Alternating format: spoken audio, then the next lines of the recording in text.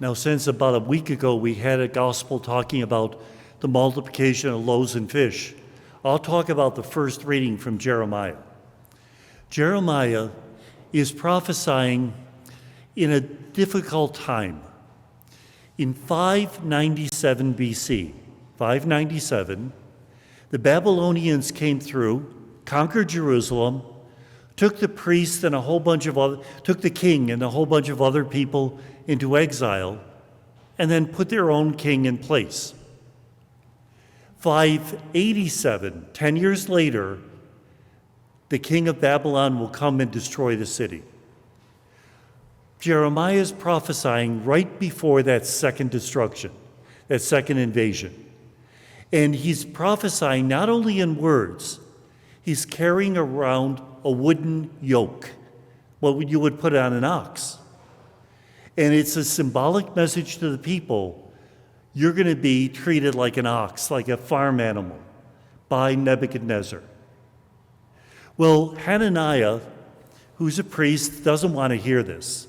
He wants everybody to smile and sing Kumbaya all day long.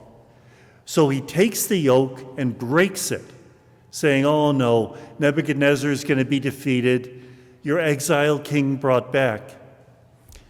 And Jeremiah says, you broke a yoke of wood, now I'll give you a yoke of iron. You're not going to get out of this. Okay, message that we can learn. Before I give the message, I have to give a warning.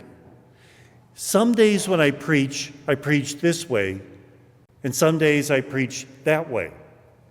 What do I mean? Couple goes to a rabbi for counseling.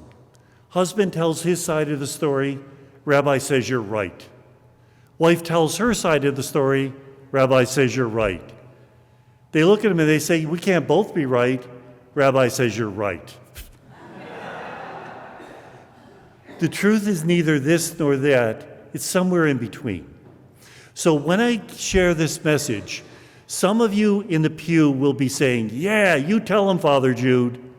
You're the ones who are not supposed to be listening. It's the other people who hear the message and say, I don't know if I can do that, who need to hear the message. And what is the message? There are times we have to say the truth. There are times we can't hide and pretend everything's okay, because people need us to be honest with them. Now, some people think that they have the whole truth already, and they're more than willing to share it with anyone around them. Again, you are the ones who shouldn't be listening to this homily. The ones who should be listening are those who know that there's a mess going on in their family, in the neighborhood, in the country. And we have to find a creative way to deal with it that will help to heal the mess. Years ago, I had the difficulty of having to tell a dear friend that he was an alcoholic. There was every chance he would never speak to me again. But because I loved him, I was willing to take that chance. Jeremiah is a prophet who reminds us that if we really love people, we'll be willing to take the chance, take that risk to say, this is the truth. This is what's going on. We need to heal it. Now again, we have to pray for a lot of wisdom in this, because sometimes we want to say things just to get it off our chest and because we're angry. And if you're anything like me, I hold it in till I explode like a volcano, and that's not good.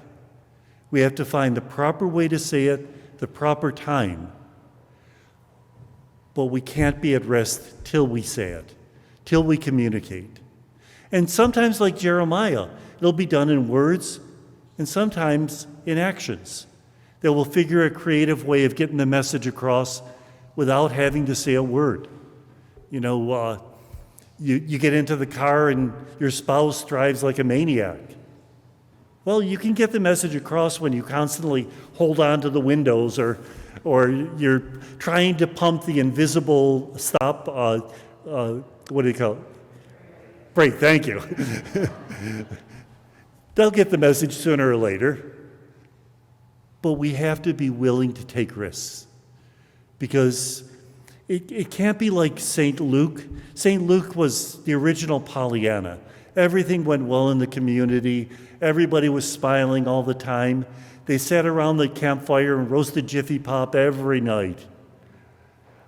Except that even Luke has to admit that Ananias and Sapphira tell one little white lie and they're struck dead. And that there's racial prejudice in the community.